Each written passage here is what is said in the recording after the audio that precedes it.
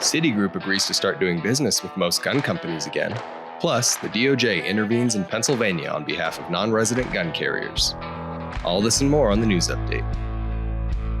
No, the devil's got no hold on me. All right, ladies and gentlemen, welcome back to the news update brought to you by TheReload.com. TheReload.com, of course, is where you can head on over today to sign up for our free weekly newsletter. It'll keep you up to date on all things happening in the world of gun politics and policy. The big news this week, obviously, is we had a busy Supreme Court week in that they unanimously handed down a decision tossing Mexico's lawsuit against major gun manufacturers. And even earlier in the week, they also rejected a very closely watched so-called assault weapon ban case dealing with the state of Maryland. But we won't get too detailed on those because, Steve, you're going to be interviewing someone to get into sort of the nitty-gritty about what the court did, right? Yeah, absolutely. We're going to do a whole interview podcast this week with the new editor of SCOTUS blog. So I'm looking forward to that. And of course, they also denied cert in Ocean State Tactical, which is the Rhode Island magazine ban and confiscation law. But of course, that one was at preliminary injunction stage rather than final merits like Snope, the Maryland AR-15 ban law was. So they basically cleared their whole slate. Right. I don't think there's any gun stuff left for them to do this term. There's no more cases to consider well, I don't know if that's true. I think there's probably a couple of cases waiting for them to decide one way or the other on cert. But the big cases that were pending, those two, the AR and magazine ban cases, they relisted them 15 times. So people have been wondering what they're going to do. And those are the top priorities, I would say, for the gun rights movement. Those two issues, these hardware bans on popular firearms and magazines, they've been the top issue for really going back to Heller. I think a lot of people thought after Heller, when they found that handguns were protected under the Second Amendment, that would be the natural next step would be AR-15s, because that's the other category of firearms that are both very popular and targeted for bans by at least some states. So, but we will get into the details of those cases and the Mexico case, which was unanimous, right? That was, I think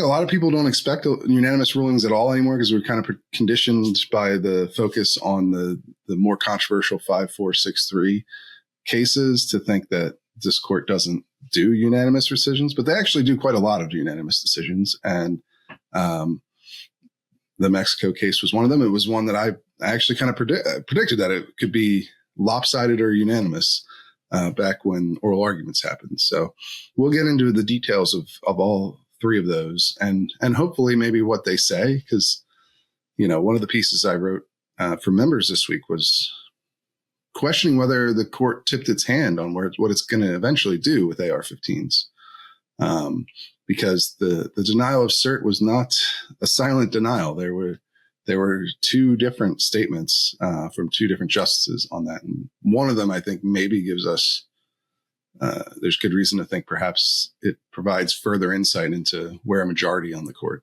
is at. But we'll see. There was even the Mexico case had some. It had a line that may give us further insight, too, into what the court's thinking about AR-15s and bans on them. But again, we'll cover that in the interview podcast this week. So look out for that. It comes out on Sunday for members. If you want to get it early, you should head over to reload.com and buy a membership today. That's how we do this reporting. It's how we're able to do these shows and write these stories. That's our source of income is from our members, not from any, big rich backer or corporation, small publication that is funded by membership. So head over and consider buying a membership today. But we do have a bunch of other stories. It's actually a pretty busy week for gun news this week. The last week was pretty slow. This week there was a lot, right? Yeah, it actually was quite a busy week, especially coming back from vacation. It was right back into the swing of things. It seemed like one of the big stories, obviously, was we saw that Citigroup, obviously one of the biggest financial institutions in the country, kind of just out of the blue, walked back its post-Parkland financial lending ban towards gun companies. Citigroup was actually at the time in 2018 the first major bank on Wall Street to kind of do this, and it set a bit of a trend. At the time, it said that it would no longer do business with commercial customers that sold firearms to adults under the age of 21, sold firearms to, I guess, people that were selling without background checks, which I'm not sure that really existed amongst commercial customers. I think it's a reference to like the Charleston, what they call the Charleston loophole. And during the Charleston shooting, the perpetrator went to buy a gun from a dealer. He was delayed by the background check process by the FBI. And there's a fail-safe for that. They can't just delay you forever without coming to a conclusion. So after 3 days, the sale was allowed to proceed without a determination from the FBI. And in that case, it turned out the FBI was just made a mistake. They got it wrong. That they claim he would have been prohibited because he had a pending drug charge. But they didn't find that charge. They called the wrong police department to look for records in that case. But anyway, I think that's what they're referencing is with that particular rule is this idea of delay proceeds. So you can go through the background check, and some stores won't sell. I think a lot of the major retailers, like national gun retailers, Bass Pro or whatever, they won't sell you a gun unless the check comes back. But there is an option to do that if under the law, it would be legal to do it. So Citibank is saying we won't work with anyone who does this, even if it is legal. Yeah. And then the third big criteria, the one that I think rankled the most people, was that they wouldn't lend to any business that sold quote unquote high capacity magazines. They don't specify what they consider high capacity magazines, but I imagine it's probably 10. And then bump stocks was the other thing that they said that they wouldn't lend to. Right. So they kind of just took picked some of the hot button issues from around 2018 when it came to guns and made policies around them. Although, two of those policies, that cuts off basically every gun store that isn't in, a deep blue state that already has those restrictions in law. Like every other gun store is selling you whatever magazines you want to buy. And they're likely selling to people between the ages of 18 and 20 because it's legal to do that. They can't sell them handguns under federal law, but they can sell them long guns and rifles. So, depending on state law, there's some states where, like Florida and I think Colorado now, right, where you can't sell any guns to people under the age of 21. Obviously, there's legal fights over all this stuff we've been covering for years now. But yeah, so Citibank's policy was pretty expansive in terms of like, basically under those policies, they weren't going to do business with any gun dealers at all because most gun dealers do the things that they're saying you can't do. So, and I think gun dealers, like if Bass Pro, in order to work with Citibank, had said, yeah, we're going to not sell magazines that our customers want, they probably get a huge amount of backlash from the community. So I think they even, if you recall when Dick's Sporting Goods and some of their sub brands, I think Field and Stream had stores for a while where they would sell more firearms that were more focused on like ARs and things like that. At one point, they instituted a similar policy where they were like, we're not going to sell magazines of a certain size. And, it ruined their business basically because people don't want to shop. A lot of gun owners won't want to shop at places that they don't think uphold their values in this area. So, it is interesting. It was part of a very successful pressure campaign from gun control advocates at the time, post-Parkland, which kind of like the recent peak for the gun control movement was post-Parkland era, where they were pressuring companies to drop association with the NRA. They had a lot of success doing that. And they were pressuring big banks and financial institutions to come up with policies like this and implement them and say they won't do business with, gun industry players that sell the kind of guns that the gun control advocates don't want, AR-15s and magazines they don't like. And at points that did carry over, as we saw in the NRA's Vulu case of the Supreme Court. It appears to have carried over into even illicit pressure where from some public officials, right, where they the New York financial regulator had put undue pressure on Lockton, the insurance company, not to work with the NRA because of its political views. And so, but now, there's been a backlash to that, obviously on the right and from Republicans, where they've also are now trying to assert similar kind of pressure to undo these policies, which that started at the state level. You had a number of states pass legislation that says basically our state government won't do business with you unless you, drop these kinds of policies. They call them anti-discrimination laws. They say, if you have to do business with gun companies that are engaged in lawful commerce, and or else you're not going to get like government contracts from our state budget, that sort of thing. You saw a lot of that, which did get some of these to fall. I think that impacted Citibank at one point. I was going to say Citibank was the receiving end of probably the most prominent example of one of these laws being enforced, which is they got forced out of the largest bond deal in Texas history because of their post-Parkland policy. Ken Paxton, the attorney general, in 2022 or 2023, I can't remember which year, basically said, yeah, you're discriminating against the firearms industry, so you don't get this $3.4 billion bond deal. Right. So, and then now you have President Trump in office trying to exert influence in a similar way. That Citibank cites an executive order. I couldn't figure out exactly what executive order they're pointing to. I know that Trump made comments in a speech early on to like financial institutions where he talked about this issue. He more talked about the idea that banks are discriminating against like conservatives or Republicans, which Citibank does reference in this policy change. So I don't know if he explicitly, I don't recall if he explicitly talked about the gun industry or not, but that's been a big part of this.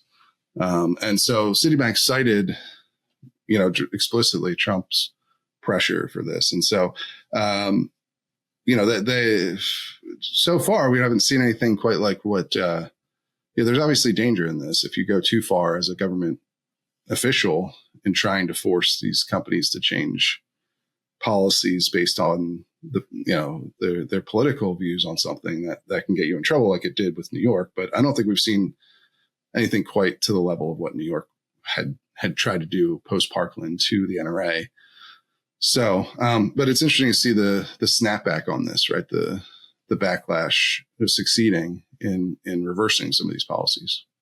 Yeah, that to me is the big takeaway. It's just another data point. And like you kind of mentioned, post-Parkland was sort of the high point for gun control pressure. And now you're starting to see sort of the reverse happen. And gun rights advocates or conservatives or what have you, whatever label you want to call it, are starting to rack up some prominent wins on their side as well. Because Bank of America reversed their policy too, right? Recently. Yeah, last year we reported on Bank of America very quietly. They didn't do a big press release like Citibank did, which is interesting. But quietly, they announced that they were no longer going to ban lending to what they call people who sell so-called military-style firearms, so basically AR-15s and the like. There's just more explicit about AR-15s, whereas Citibank was focused on magazines for whatever reason. I don't know why they would think that would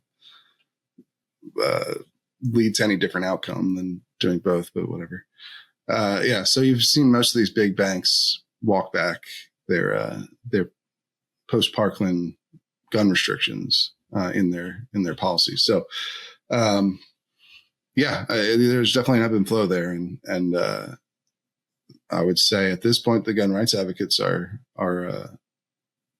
successfully pushing back on this change. It's been a long time, right? It doesn't feel like a long time, but for some of us older people, but 2018 was almost a decade ago at this point. So it took quite a while for them to come around, and probably the way the Trump administration has exerted pressure, oftentimes going past that line we talked about earlier, though not necessarily in this case, but I think Citibank is fearful of further backlash from the government, from the federal government. So it sure seems like that's why they reverse themselves here in this prominent way. But so I think that's a very notable thing. And I think it speaks to long-term trends at play here too. Yeah, certainly. And something we'll keep an eye on as the Trump administration continues, whether other companies follow suit. Mm-hmm. But related to the Trump administration putting pressure, this time not on financial institutions or banks, but on actually state governments and local governments. You wrote a piece about the DOJ sending a letter to your home state of Pennsylvania, trying to goose them into issuing non-resident carry permits. Yeah, well, they do issue non-resident carry permits, right? It's interesting. It's actually very, this touches me personally, in my life, because I've had to get Pennsylvania non-resident carry permits several times now. And the process can be very annoying because, and this is the issue of Attorney General Pam Bondi's letter that she sent to both the head of the Pennsylvania Sheriff's Association and the Republican Attorney General in Pennsylvania.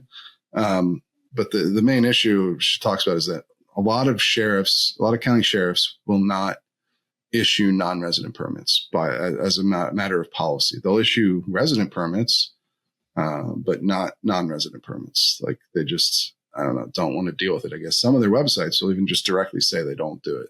I think Chester County, when I was looking, especially when I had to renew mine, it was 2020 as well. So that further complicated the process of getting a renewed non-resident Pennsylvania carry, which I only need because the current governor of Pennsylvania, when he was Attorney General, Josh Shapiro, he had broken the reciprocity deal between Virginia, where I live now, and Pennsylvania.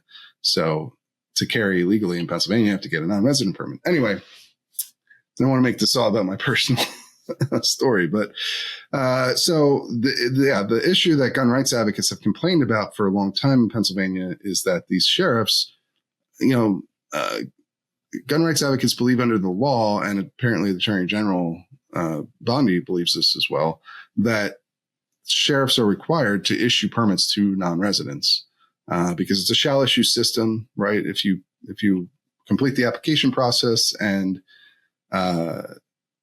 pass the background check, then you will then they have to issue you a permit under state law. And so the argument in Bondi's letter and from gun rights advocates over the years has been that these sheriffs are essentially breaking state law. That was a big chunk of her letter, was focused on, somewhat oddly, on state law, given that she doesn't enforce state law. But, just kind of making the point, these sheriffs are breaking state law. Now, the state law doesn't have any sort of enforcement mechanism against a sheriff who doesn't, who refuses to issue these kinds of permits. And honestly, I think it's sort of I'm sure it's partially ideological in that some of these sheriffs are fairly against the idea of people carrying guns, especially places like Philadelphia or near Philadelphia, near the more populous areas of the state. The AG said only one county in the southeastern Pennsylvania, the Philadelphia metro area, actually issues concealed carry permits to non-residents. Ironically, it is the county that I get my permit from, Delaware County, which is also kind of odd, just Delaware County is very blue politically in how it votes. But regardless, most of the other, what they call collar counties in Pennsylvania, which I think honestly a lot of people throughout the country are familiar, especially if you follow politics, with the Philadelphia collar counties, because they're always important in our presidential elections because they're kind of a purpley swingy area, but in a purpley swingy state that has a lot of electoral votes, right? So it gets a lot of attention. But yeah, those collar counties, the only one that issues non-resident permits is Delaware County, which is where my permit is from. But anyway, I think you run into, there's also there are sheriffs that do issue non-resident permits. So if you are a non-resident, you can get a permit. It's just a question of where you'd have to go in the state to get it, and a question of time and resources spent to do that. Like if I'm from Chester County and I have to go far away to get a permit, when I go back to the state as a non-resident, obviously that's an extra burden. And that's what the AG is complaining about. She argues in the letter that it's a violation of state law, and that further it may be a violation of the Second Amendment and the Privileges and Immunities Clause of the federal Constitution. And she says she notes that in Bruin, the Supreme Court struck down may issue permitting laws, which were, which is what New York had and a number of other deep blue states had, where essentially the permitting official from the government could subjectively determine whether or not somebody had a need for a permit, and could deny them on the basis that they just didn't think they had the need. And she claims that this is worse than that, because even though Pennsylvania's law is shall issue, meaning that there's no subjective, there's no subjective, determination being made on whether somebody needs the permit. She's saying in these counties that in a number of counties, non-residents just can't get permits at all. She's essentially making the illusion that, hey, we might sue you if you don't start issuing these non-resident permits. But she doesn't actually say they're going to sue. She says, we look forward to your cooperation and we'll be watching it closely, the Department of Justice. So, in the end, there's not necessarily a threat of a lawsuit. And there's an implied threat of one, but it's not as though they're immediately filing suit. We did reach out to the Attorney General's office. I think his name is Sunday, right? In Pennsylvania. He's a Republican. But some of the gun rights advocates there have been unhappy with his, performance on gun policy to this point. And then we also reached out to the president of the Sheriff's Association, who is Montgomery County Sheriff. And he's a Democrat, but neither one of them replied. And as far as I'm aware, they haven't responded to this letter in any way. This letter she actually sent it last month in May. But it was just publicized by Gun Owners of America, I think just recently here. So it just became public. And it was interesting because it also follows up on this trend of the DOJ doing, launching some initiatives on gun policy front, right? We saw them announce an investigation into Los Angeles County and their concealed carry permitting process, because it costs a lot of money and it's very onerous. And they're claiming that that's potentially a violation of the Second Amendment as well. So here's another example of them. They haven't launched an investigation into this, but they've sent, a strongly worded letter, I guess. But it is something. It's movement, and so worth tracking. I would say it's certainly more activity from the DOJ that at least was ordered at the outset of this administration to be more active in the realm of protecting Second Amendment rights, and right, especially among the states and in litigation. So just another data point that they are to actually, even if it's just a letter, at least more active than Republican administrations in the past. Yeah. It's certainly something. It's obviously doesn't amount to the biggest thing in the world, and it's just a letter, but just as you described there, it is a bit of a break. Obviously, it's a break from what the Biden administration doing which was basically the exact opposite of this. Yeah.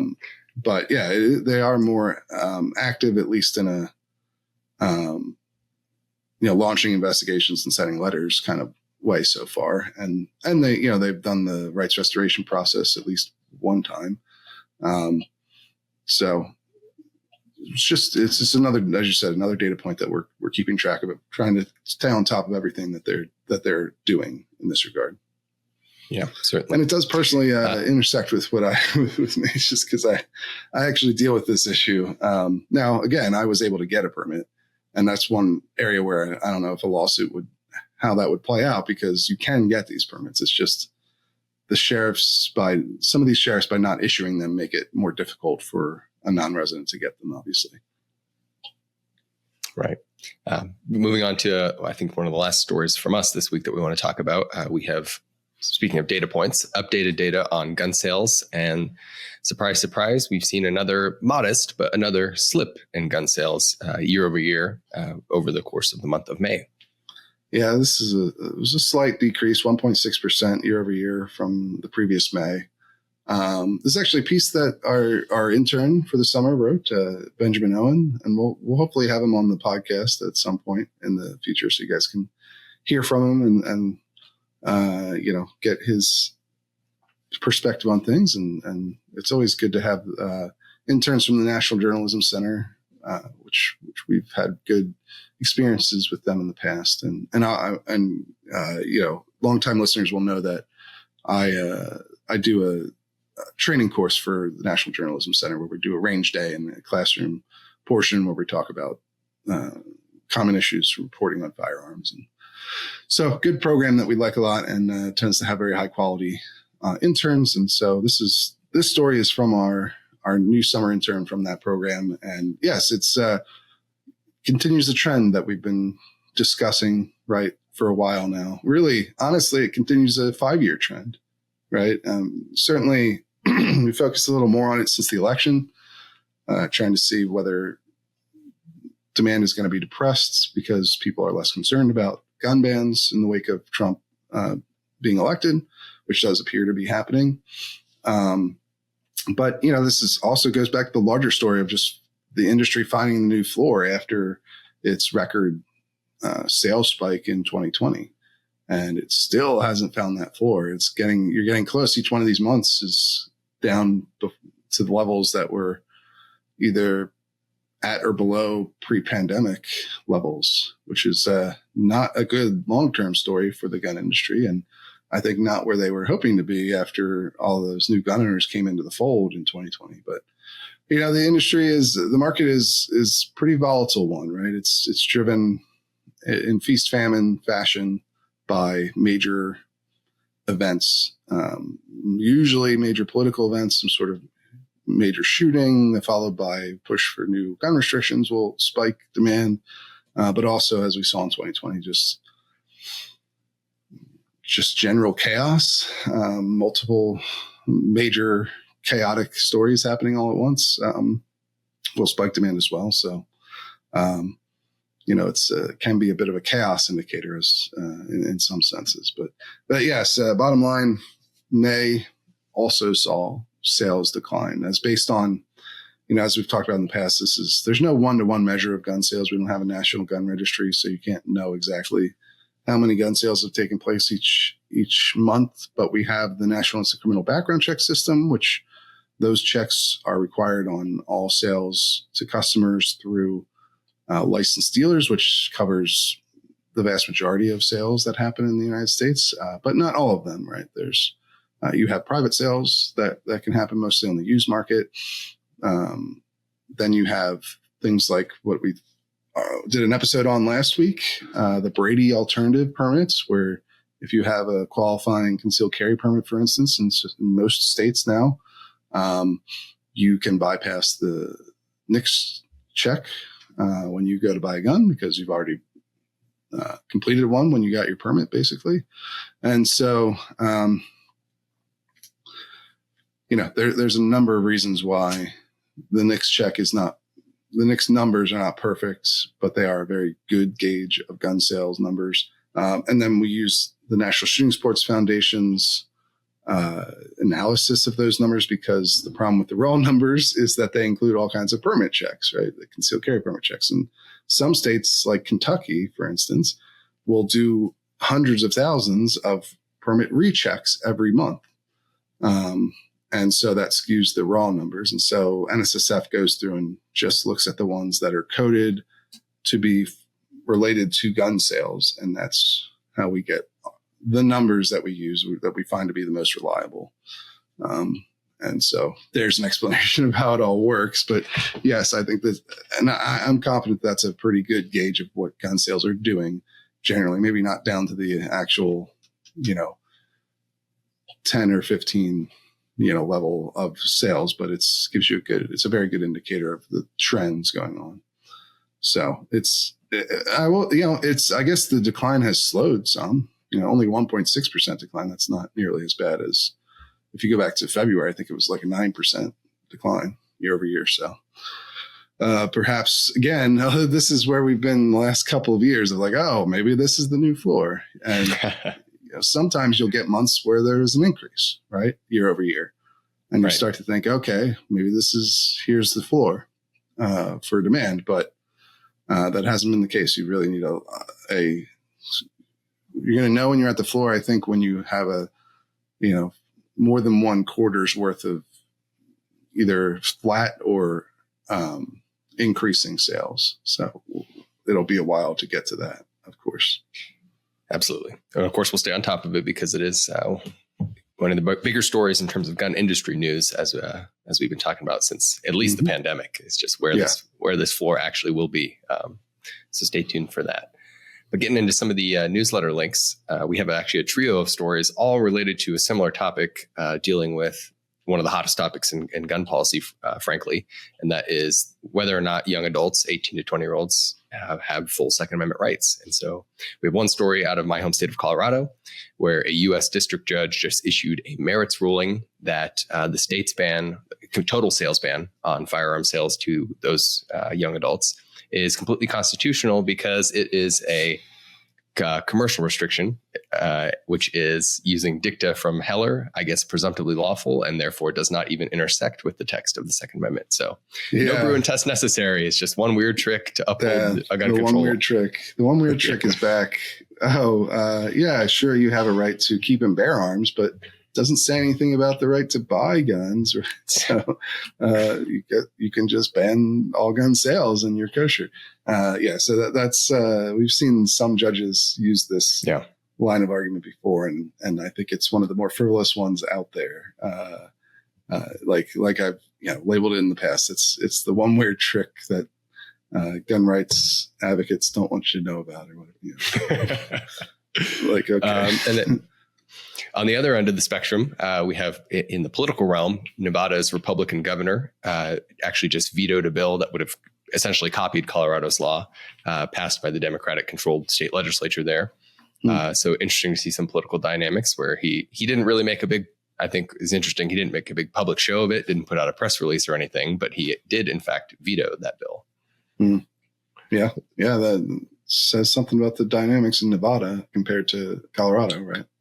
Especially because it is, at least some people think, a more red trending state at the moment. Certainly in Trump in the Trump Nevada, years. right? So he did, yeah. And then the last under 21 story is another judicial one, but this is a state judicial ruling.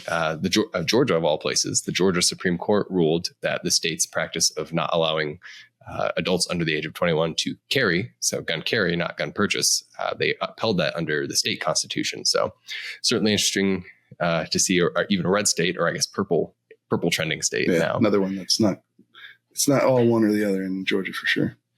But it speaks to, this is a very live issue, and one that the Supreme Court, we don't know what they're going to do, but one that I think a lot of people are watching for them to provide some guidance on, because you see all these states and courts and skewing multiple every which way. Yeah, we got a raft of under 21 news there this week, likely to continue to be a hot button issue until the Supreme Court takes up a case, which who knows when that'll happen. Maybe they'll relist one 20 times and then say, oh, we'll take one up, next term or two. Try again in 2 years. Yeah. But big, it's definitely good, big news. And we also had some ATF news as well, right? Yeah, from our friends over at Bearing Arms. They wrote about the NSSF actually put out a statement commenting on sort of one of these ideas that hasn't really been pursued fully that we're aware of, but has been floated, at least in the president's proposed budget. And that is, of course, the fate of the ATF, whether it should be merged. The latest idea is supposedly that the ATF has been floated to be merged with the DEA, the Drug Enforcement Administration. And the NSSF basically came out swinging and said that they don't think that is a good idea. So that's interesting to see what the industry thinks should be done with an agency that has obviously become pretty polarizing among gun rights advocates. Yeah, and everyone really, I think, in the country. But not a new idea, right? I think even the Clinton administration considered merging the DOA or the ATF and the DEA. So not an unheard of thing. There's been some talk of folding ATF into the FBI, and we saw maybe sort of the ATF director was the FBI director was the ATF director for a while. Although that turned out to be a very strange situation of reporting indicates that he never really did any work there, and wasn't even in the building beyond the day he was sworn in. So that didn't pan out, right? This idea that maybe they're sort of effectively merging the FBI and ATF by putting the same guy in charge of both of them. But now the guy who's in charge of the Army is in charge of the ATF. And we still don't have, by the way, a permanent director nominee. People thought that was going to be coming in March and I think it's the only federal agency that doesn't have a permanent director nominee. Not sure what's going on with that, but we've seen a bunch of talk of speculation about the ATF's future. You have certainly seen the ATF show up in places you might not expect. Like I think they were part of that raid on a restaurant. Was in where was that? In New Mexico, I think. Either way, they've been in a bunch of immigration raids, masked up like a lot of other, which has caused quite a bit of controversy. I don't know that people are going to enjoy seeing ATF agents walk around masked up all the time. Even if they're not doing gun enforcement stuff, they're doing immigration enforcement. So we've definitely seen them diverted to programs beyond their normal scope with these immigration raids that we've seen. But obviously, I think the industry doesn't want them to get merged into a larger agency. The idea being that the industry has a working relationship with the ATF we actually, interestingly, this was a big conversation we had with Robert Leiter, right? Who was the professor at George Mason University and turned ATF chief counsel, right, in recent weeks. And the other part of the debate around the ATF is just to abolish the ATF altogether. And as he argued, I think the industry has a similar position to this. Basically, if you do that and you don't repeal the laws that the ATF is there to enforce, which is basically impossible to do with the current makeup of Congress, and I don't think you'd have much public support for repealing all of the federal gun laws in just political reality. But if you got rid of the ATF, which maybe that's an easier reach, you'd still have somebody would have to enforce these laws, and it would probably fall to a larger agency like the FBI, where they're the argument goes, at least from Leiter and others, that would be worse for the gun industry and gun owners because the FBI would take even more, I guess, drastic approach. So they're used to dealing with like enforcing terror laws and things of that nature, and so their approach is supposedly more severe. But I think that also the industry looks around at what the ATF is doing right now and probably thinks they're relatively happy with the direction it's gone since people like Leiter have come in.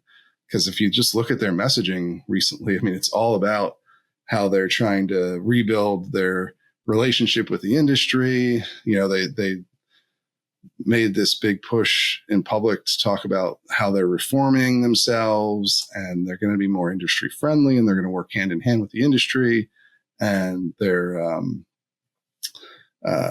even things like they've abandoned the zero tolerance policy from the Biden administration, although it seemed like they had begun to do that last year, even before the election. But they've officially done it now, and they've replaced it with a totally different policy that is much more focused on willful violations of the law rather than, what the industry has criticized as paperwork violations or minor unintentional violations. And they're even inviting FFLs back, or people who had FFLs and got them pulled under the zero tolerance policy. The ATF has come out and said, hey, come back and apply again. So they're taking a very industry friendly approach since the Trump administration came in. So you can kind of see why the industry may not want to mess with that dynamic at this point. Yeah, I think that's right. And like we said, there hasn't been any serious movement that I've seen so far to actually do this as a policy matter, merging the agencies. But like you said, it's just interesting to see the industry speak out and say, hey, whether or not this goes forward, we just want to make our position known that we kind of like where things are at. Let's keep the ATF being friendly with us and having a workable relationship. I mean, I don't see why they wouldn't. And look, the industry has to work with the ATF because the ATF regulates the industry. And so the industry would much rather have an ATF that's at least, listening to their input. And look, the ATF is always, even under Dettelbach and the previous director from the Biden administration, like they still tried to make overtures to the industry in some ways, even if they were taking a more aggressive approach against them. They'd still go to like SHOT Show and do presentations and meet with industry participants, and not to the level that the industry wanted,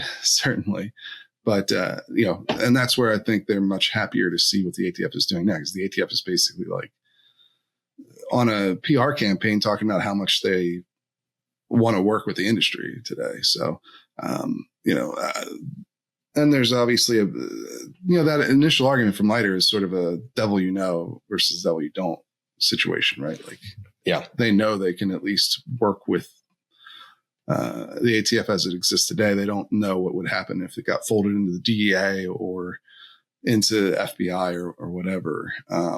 So, I'm not surprised to see them take that position. I don't think it's a new position either, right? They have always been against the idea of folding the ATF into a larger, more powerful law enforcement agency. Because the ATF too is kind of like, gets treated a bit like the redheaded stepchild of federal law enforcement. Like I said, I think it's the only federal law enforcement agency where Trump has not nominated a director yet.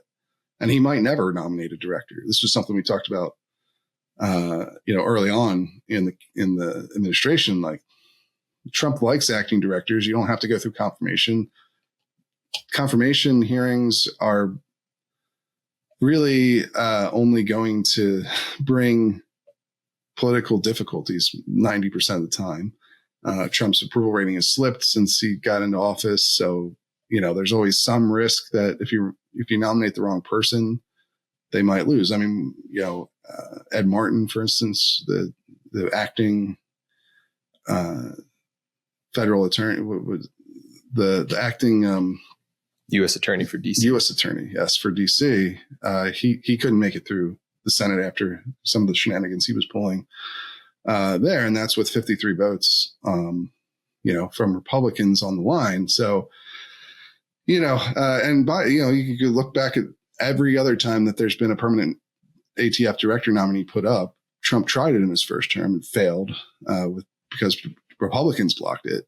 Biden tried before Dettelbach. He tried Chipman, which failed too, in part because of reporting that we did. But it just goes to show how hard it is to even get somebody like that through. But it does, in theory, that it's also hard to get somebody through at the FBI, especially somebody like Kash Patel with his background and the controversies he's been involved in. So he had to pull a DEA director early on, right? The nominee that he had there, but they still put up a new one. And so all these other federal agencies have gotten directors. The ATF hasn't. I don't know if the industry wants to have to go up against the FBI every time they have some issue rather than the ATF, if that makes any sense. That seems to be the point of view they're coming from now. Obviously, there's a lot of gun rights activists, especially, that just will never like the ATF, and none of these arguments will persuade them, right? And so I think the fight over the ATF is going to continue on. But it was interesting to see the NSSF put out a statement like that publicly. Yeah, I think that's right. But yeah, I think that's all we got for this week, right? How was your trip? Did you have a good time taking a little break? Yeah, no, it was great. Great to see Europe. My first time there. So that was really cool. I am still very jet lagged though. So coming back has been a little rough, but yeah, the trip itself was awesome. No complaints there. Nice. Yeah. Jet lag. I was so worried about that when I went to the Philippines in February with my fiance, Michelle. And there was an app. I forget what there's an app there's like a jet lag app that I used, and it worked great. And that was a crazy time shift too. That's 12 hours difference. So it's like, wasn't sure how that would end up, but it worked out pretty well. So I recommend the app. I don't remember its name, so sorry. It's not a very good recommendation that I'm giving you here. You can tell it's not an ad because I can't even remember the name of the app. But there's a well-known jet lag app that I recommend for the next time you travel to Europe or wherever else. You got your honeymoon, I assume, coming up at some point after the wedding. Yeah. So maybe August. For that, download that jet lag app and follow. It worked wonders for me. But I'm glad to hear that it went well in Europe. You didn't get spit on or anything by the Europeans or. No, it was actually fine. And although I will say I on my flight back, we laid over in Toronto in Canada, and I noticed Canadian passport check was they treated Americans, everyone was getting pulled aside and their bags ripped open. And so in Canada it was a little tense, but Europe was fine. And you made it back in time for the big Trump Elon blow up. So I did. Yeah. I missed that. One of the most exciting Twitter days in a while. That was fun. That, I don't know how seriously to take this thought, but this blow up could be what keeps silencers from being deregulated from the NFA. That's true. If the bill doesn't go through, because of this fight between Elon and Trump, if Elon has that kind of pull with the Republican senators, and I don't know if he does or not, or if he'll even keep this up, or that he might kiss and make up, relatively. I would say there's rumors that they're going to make up. Who knows? But Elon did basically imply that he was. He said that he's on the Epstein files, which has a very specific connotation to it. But so I don't know if you can make up from that. And Trump was threatening to take away his subsidies, which is maybe not the best way to run a government, but whatever. I don't know if whether they come back from that or not. We'll see. But the whole thing could blow up the best shot that gun rights advocates have had at getting silencer deregulation in 100 years since it was almost 100 years since the bill was first passed. So that would be kind of a wild outcome to all this. Even just they could get rid of it just because it saves some tiny amount of money in the budget, right? Because it's about 1.2 billion over 10 years that cutting the tax would impact the budget, which is basically nothing in the federal budget. But I don't know if Elon's whole thing is that it balloons the deficit, which it totally does. Every little bit they might toss out. I don't know. We'll see. We will certainly be on top of that. We've been reaching out to senators' offices to get their positions on that this week, and we're hearing that next week is when there may start to be some progress on that section of the bill, depending on whether this whole spat changes scheduling or not. So we will keep on top of that as well for sure. But in the meantime, make sure you head over to reload.com and sign up for our membership so you can get access to our interview podcast, where we're going to be talking with SCOTUS Blog's new editor about these Supreme Court cases that the court just cleared its whole slate of gun cases, and all in 1 week. So we got a lot to talk about on this week's interview podcast. So make sure you tune in for that. But that's all we got for you guys. We will see you again real soon.